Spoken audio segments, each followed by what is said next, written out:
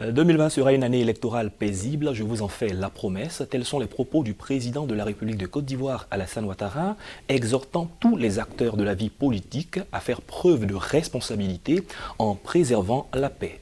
Comment préserver la paix en Côte d'Ivoire en cette année électorale et surtout quelle contribution de la classe politique? Bienvenue à tous et bienvenue surtout à M.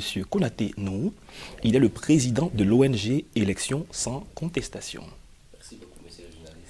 Avec vous dans ce studio, Madame Pulchurik Balé, elle est présidente de l'ONG Alternative Citoyenne Ivoirienne, ACI. Bienvenue, Madame. Merci. Nous allons commencer par vous. ACI, quelle est cette structure? ACI est une fêtière d'une quarantaine d'organisations de la société civile. Cette fêtière s'est créée à l'occasion d'un atelier le 5 mars 2019 et nous avons pour objectif de travailler à proposer des solutions pour tous les problèmes d'intérêt national et aussi pour la paix, particulièrement par rapport aux élections de 2020. D'accord. Élection sans contestation, quand il n'y a pas d'élection, est-ce que cette ONG a son sens? Tout à fait, cette ONG a son sens parce que vous savez, les élections, il y a 3 phases. Il y a avant les élections, il y a pendant et après. La fin d'une élection annonce le début d'une autre élection. Donc nous devons aujourd'hui travailler dans la durée, comme les partis politiques fonctionnent. Et c'est pourquoi souvent nous disons que le rôle de la société civile dans les processus électoraux est tardif. Parce qu'elle s'éveille à la veille des élections, ce qui est vraiment dommage. Nous, ESI, nous avons décidé d'agir dans la durée. Nous pensons qu'une élection se passe chaque 5 ans. Il faut inscrire nos actions dans ces 5 ans pour que nous ayons des effets positifs sur les élections qui vont se passer. D'accord, justement, parlons d'action. Quelles sont les missions de cette ONG Élections sans contestation? L'ONG Élections sans contestation œuvre dans le renforcement du dialogue citoyen, qui est l'un des axes vraiment primaires de notre organisation. Aussi dans l'enracinement de la paix et dans l'implication de la société civile dans les processus électoraux. Parce que nous avons constaté que généralement, les processus électoraux, la société civile s'éveille qu'à la veille des élections. Pour nous, c'est dommage. La dernière crise que nous avons vécue, qui est en 2010, a montré qu'effectivement, il y a eu un réveil tardif de la société civile. C'est pourquoi nous avons décidé de pouvoir inscrire nos actions dans la durée. Et c'est pourquoi aujourd'hui, plus question d'attendre à ce que les élections approchent, il faut agir dès la fin d'une élection. Et c'est pourquoi nous disons que les élections ne doivent plus être perçues dans nos pays africains comme des dangers permanents.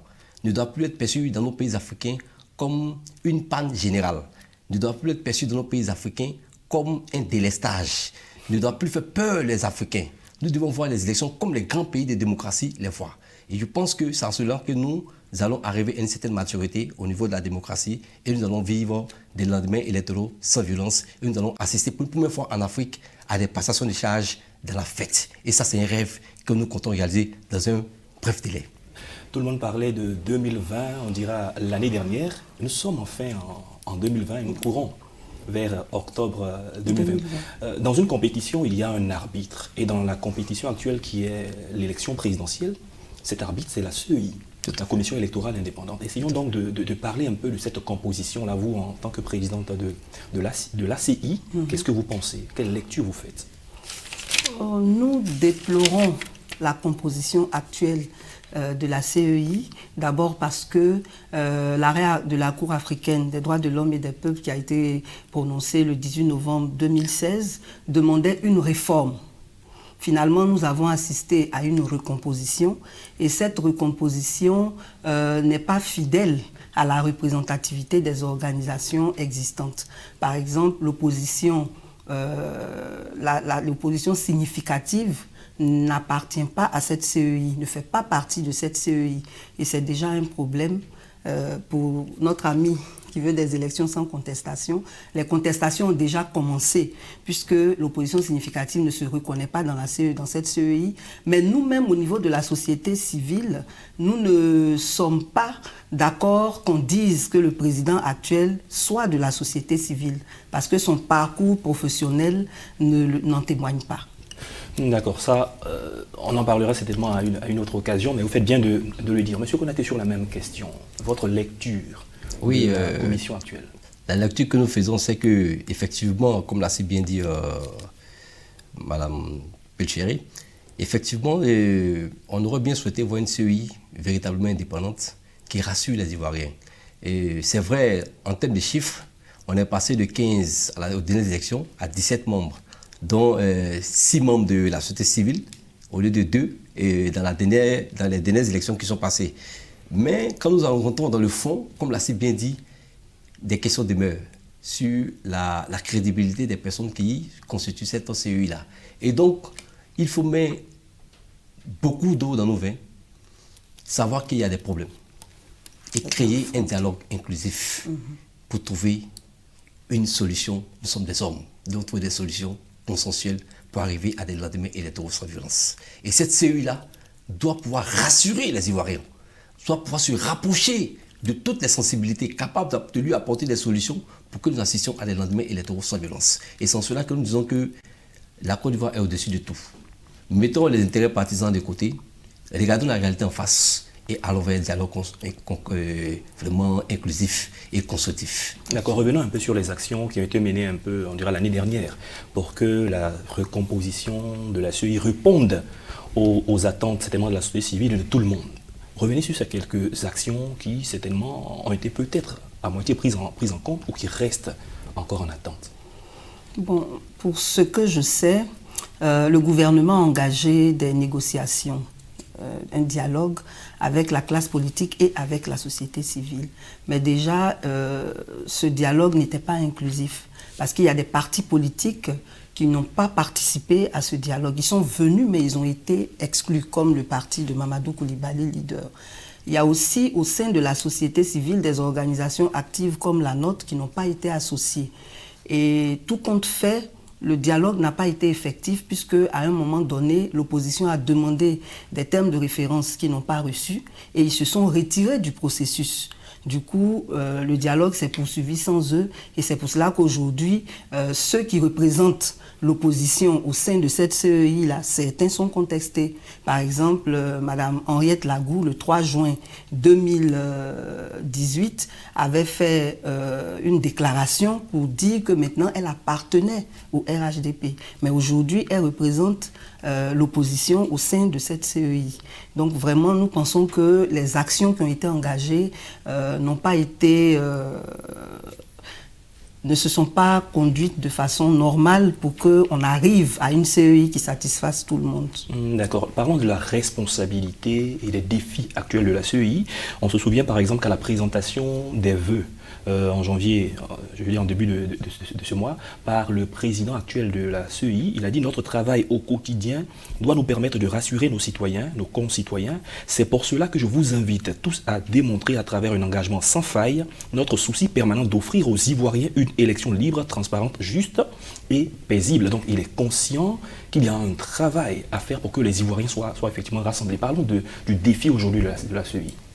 Oui, comme l'a si bien dit Mme Pelchéry, c'est-à-dire d'abord la base est un peu ratée. C'est-à-dire nous avons effectivement voulu une CEI indépendante, une CEI transparente, une CEI qui allait rassembler les Ivoiriens autour des élections. Mais malheureusement, le processus n'a pas été véritablement exécuté. Donc, malgré la bonne volonté de ce nouveau président de la CEI, les inquiétudes demeurent. Et donc, il faut essayer d'aller vers un dialogue inclusif, véritablement pour trouver des solutions, pour qu'on assiste à une réconciliation de toutes les parties avec les CEI. Il faut que les parties se reconnaissent en cette CEI, parce que c'est l'un des problèmes qui peuvent créer les contestations des élections. Tout à fait. Si les partis qui vont être engagés à faire les élections ne se reconnaissent pas en cette CEI, nous sommes en train de créer les conditions d'une contestation d'élections. Et c'est en cela que nous, organisations de la société civile, nous devons nous mettre à travailler sur le terrain. Nous devons investir. Et c'est pourquoi dans l'un de nos axes qui consiste à faire de la diplomatie préventive, nous sommes en train de toucher toutes les sensibilités sur les difficultés qui pourraient survenir au cours de ces élections de 2020. Et s'il y a lieu de pouvoir aller vers un dialogue national, si c'est nécessaire pour la paix en Côte d'Ivoire, il ne faut pas hésiter, il faut le faire. C'est nécessaire. D'accord, le dialogue, en quoi est-ce qu'il va consister véritablement? Parce que le gouvernement essaie de réunir quelques partis politiques, la société civile, le gouvernement se dit qu'il fait beaucoup. Mais vous qui êtes de la société civile, qu'est-ce que vous attendez concrètement? Quels sont les grands sujets qui doivent être abordés et comment ce dialogue doit être conduit? D'accord. Le dialogue inclusif est essentiel. Il est très essentiel et il doit se mener au plus tôt. Il doit porter sur toutes les questions essentielles qui pourraient être source de conflits et avec les acteurs qui comptent. Les acteurs qui comptent, c'est tous les partis, c'est tous les hommes politiques qui ont beaucoup de partisans et nous les connaissons. Nous avons le président de la République lui-même, nous avons le président Guillaume Soro, nous avons le président Laurent Gbagbo, nous avons le président Charles Blé Goudé, nous avons le président Henri Konan Bédié. Ne serait-ce que ces 5-là, vous les imaginez autour d'une table en train d'aborder sans faux fuyant la question de la CEI, la question du code électoral, la question du découpage, la question de l'actualisation des listes électorales. C'est tout ça qui va nous rassurer. Et il faudrait aussi que la CEI, ici, vraiment, elle veut nous rassurer, elle nous donne déjà un programme. Parce qu'on est là, on ne sait pas où on va. Alors qu'on sait que le temps imparti est assez court. Donc il serait bien, il serait bien que la CEI nous donne un calendrier. Le code électoral, c'est de telle période à telle période, le découpage, ainsi de suite. Qu'il montre au moins la volonté de venir à bout de toutes ces questions qui sont en suspens là et comment ils comptent le faire. Parce que dans le code électoral en vigueur, 3 mois avant le scrutin, il faut afficher les listes définitives. Tout à fait. Donc, en combien de temps on finit l'enrôlement? En combien de temps on actualise les listes pour que 3 mois avant, on puisse avoir ce résultat? C'est pratiquement impossible. C'est pour cela qu'il faut que le dialogue inclusif se fasse. Il est incontournable, il est essentiel si on veut vraiment la paix. Très bien. Sur la même question, oui. Ok, vous saviez, monsieur le journaliste, moi j'ai toujours dit au cours des débats que lorsque le boulevard du dialogue social est ouvert, les pistes d'expression de la violence se rétrécissent. Absolument. Vous savez, en 2012, le président de la République a mis un cadre de discussion avec l'opposition qu'on appelle le CPC, où le nouveau président du Sénat, M. Orsou Jano, était le président de ce comité-là. Ce comité nous a permis d'avoir une paix de 2012 à 2015. Pourquoi? Parce qu'il y avait des échanges permanents avec l'opposition. Mais dès que les élections de 2015 ont été épluchées, ce comité n'a plus fonctionné. Et donc, ça fait qu'il y a eu un déficit de communication. Et voilà, aujourd'hui, nous sommes à la veille de ces élections et on veut renouer le dialogue. Est-ce que ce n'est pas un réveil tardif? Je pense que ce comité aurait pu avoir un poids s'il y avait au sein de ce comité la société civile. Parce qu'on a assisté à l'absence de la société civile dans ce comité. Et c'est en cela que moi, je ne vais pas faire le procès de la société civile ivoirienne ici, mais il est important que la société civile prenne son destin en main. Et quand le célèbre artiste Tikenja dit qu'il n'existe pas de société civile, mais je suis d'accord avec lui. Parce qu'en réalité, nous attendons seulement que les manifestations arrivent, que les événements arrivent avant de montrer nos positions. Et ça, c'est tardif. Il faut que nous changions de mentalité. Il faut que la société civile saute de son rôle de spectateur et devienne acteur. Il faut que nous ayons sur le terrain l'opposition, les gouvernants et la société civile. Sinon, ce serait catastrophique en Côte d'Ivoire. Oui, parlant de la société civile, quel est son poids véritable et qui représente la société civile? Parce que tout le monde se dit membre de la société civile et puis après on voit d'autres personnes avec d'autres chapelles. Que pensez-vous de la représentativité et du poids en termes d'action de la société civile? Bon, ça c'est une question très importante.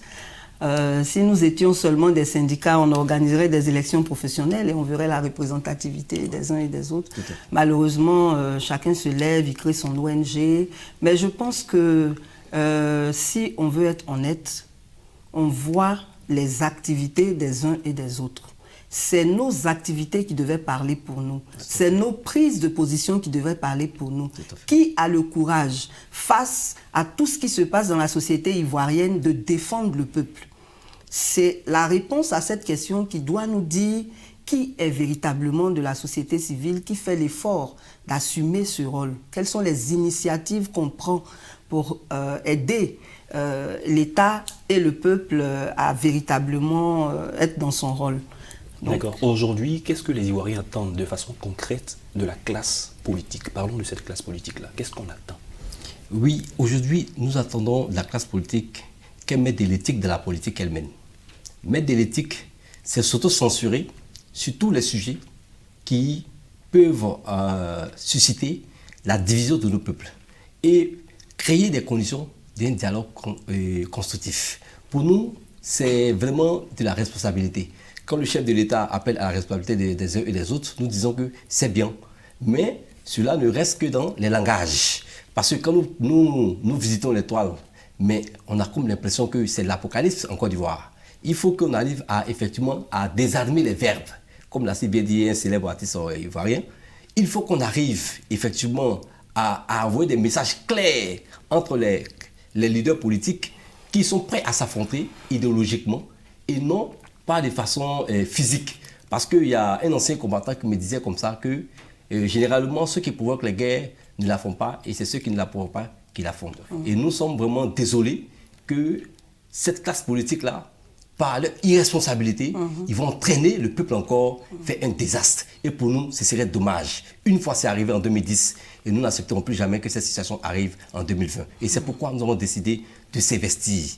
Et nous-mêmes sommes en train de parler de coordination avec Mme Péchéry. Nous sommes en pourparlers, en partenariat stratégique, pour pouvoir synchroniser nos actions sur le terrain, pour vraiment amener les leaders politiques à aller vers un dialogue constructif pour que nous assistions à des lendemains électoraux sans violence. C'est un rêve pour nous et ce n'est pas irréalisable. Les pays de grande démocratie nous l'apprennent chaque jour et nous devons nous espérer des bons exemples pour le réaliser. En termes d'action, Mme Péchéry Oubalé, quelles sont donc les actions que votre organisation a menées jusque-là et entend mener, toujours dans le cadre de cette paix et de ces élections en Côte d'Ivoire? Merci beaucoup. Nous avons mené beaucoup de réflexions. C'est à l'issue de ces réflexions que d'ailleurs, depuis mars 2019, on prône le dialogue inclusif, parce qu'avant ça, nous avons fait des consultations auprès des populations, que ce soit en Côte d'Ivoire comme ceux qui sont en exil, pour savoir si les Ivoiriens étaient prêts à la paix. Et nous nous sommes rendus compte que le peuple est prêt. Mais ce sont les politiques qui, par opportunisme, utilisent certaines fibres pour renforcer les divisions au lieu de rassembler. C'est vraiment dommage. Donc, en dehors de prôner le dialogue inclusif jusqu'à ce qu'il se fasse, ce que nous avons décidé de faire, c'est de faire la promotion d'un nouveau concept que nous avons créé à ACI qui s'appelle Pro-Côte d'Ivoire. Pro-Côte d'Ivoire, c'est pour mettre fin au culte de la personnalité et aux divisions. Parce qu'aujourd'hui, en Côte d'Ivoire, chacun se dit être pro ceci, pro cela.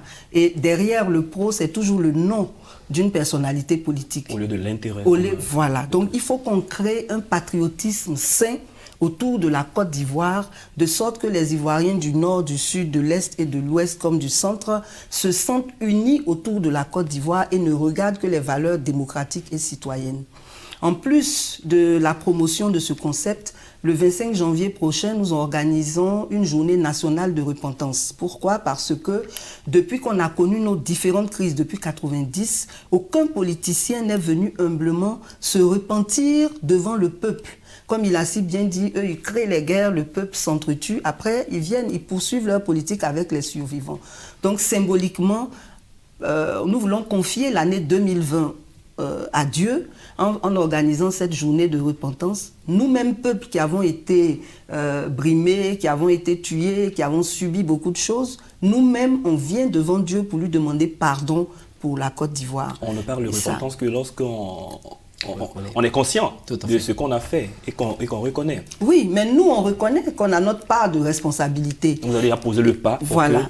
Et comme les initiateurs des guerres même ne le font pas, nous qui avons subi, on a aussi notre part de responsabilité dans tout ça. Donc, on demande pardon à Dieu pour toute la Côte d'Ivoire, pour nous tous. Voilà. Et en plus de cela, on va organiser beaucoup d'activités ludiques, mais qui seront l'opportunité de parler à la jeunesse, de la sensibiliser sur le fait de ne pas se laisser instrumentaliser. C'est très important. Parce que tout ce qu'ils font là, c'est sur les jeunes qu'ils comptent. Donc il faut conscientiser les jeunes. Il faut que les jeunes apprennent à être responsables, à faire des choix dans l'intérêt de leur avenir, dans l'intérêt de la Côte d'Ivoire, pas pour servir des intérêts partisans ou des intérêts personnels d'un politicien. Donc c'est beaucoup d'activités. D'accord. Certainement que nous aurons l'occasion de revenir sur la question de la jeunesse, mais les activités au niveau de l'élection sans contestation. Ok, je crois que nous, depuis novembre 2016, l'ONG est née et nous avons commencé par des journées qu'on appelle les journées de consolidation de la cohésion sociale.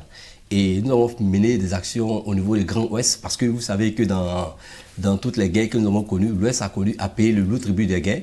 Et nous avons commencé ce qu'on appelle la journée de la consolidation de la cohésion sociale dans le département des Zoniers à la veille des élections locales combinées d'octobre 2018, où nous avons convié tous les acteurs qui sont impliqués dans ces élections. Mais je vous assure que les acteurs se sont engagés et nous étions très heureux de savoir que la proclamation des résultats n'a pas été contestée. Donc nous sommes allés à Zonier et nous avons investi les ambassadeurs de la paix de l'ONG ESC.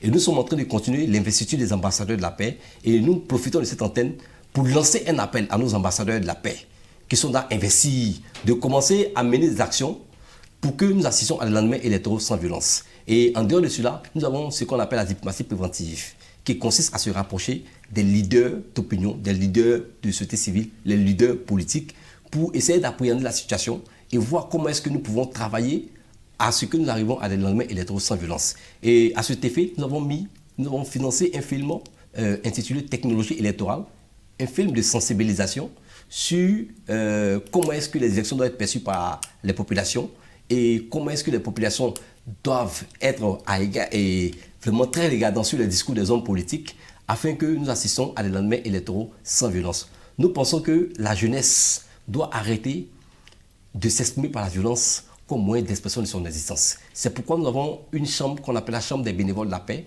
où nous avons des conférences que nous allons animer avec les jeunes pour les conscientiser sur les nécessités de pouvoir s'exprimer par leur capacité, par leurs compétences, qui sont les seules valeurs qui pourront leur permettre d'avoir vraiment, de permettre aux jeunes de pouvoir s'exprimer demain. Et nous pensons que c'est ces valeurs-là que nous devons prôner à la jeunesse. Parce que ça ne sert à rien de toujours présenter la violence comme moyen d'expression, mais plutôt il faut montrer son savoir-faire. C'est ce qui va déterminer la jeunesse. Et nous pensons que nous allons arriver avec la coalition, avec les autres organisations qui ont le même objectif que nous. Toujours au niveau de la jeunesse, quel est le message que vous leur envoyez par rapport à ces situations? Le message que nous leur envoyons, c'est de changer de lunettes et de changer de mentalité. Il faut désormais que le jeune se voit beaucoup plus comme un acteur, mais dans un sens constructif, dans le sens de lui aussi y réfléchir pour faire des propositions, plutôt qu'on lui donne toujours des instructions, même qui vont des fois dans un sens qui n'est pas, on va dire, moralement bien. Donc, ce que nous, on veut dire à la jeunesse, c'est d'être plus responsable, de s'affirmer, de croire en elle-même et désormais de vouloir être plus acteur que d'être quelqu'un qu'on envoie à faire les basses besognes et tout ça. Ce que j'ai oublié de préciser tout à l'heure, c'était qu'actuellement, nous sommes en train d'installer ce qu'on appelle des brigades citoyennes dans toutes les communes. On a commencé par le district d'Abidjan, mais après, on va aller à l'intérieur. Et au sein de ces brigades qui sont animées par des jeunes, nous voulons justement les emmener à être dans une sorte de veille sociale pour toujours remonter à la direction de ACI, ce qui ne va pas dans leur communauté. Mais c'est ensemble qu'on mène la réflexion pour trouver des solutions. Mais aussi sensibiliser sur des questions d'actualité qui sont importantes. Par exemple, actuellement, pour l'élaboration des CNI, il y a beaucoup de populations qui n'en disposent pas. Et on nous a fait savoir dans les coulisses que certains politiciens offriraient des cartes d'identité. Et ça, nous disons que c'est de l'achat de conscience.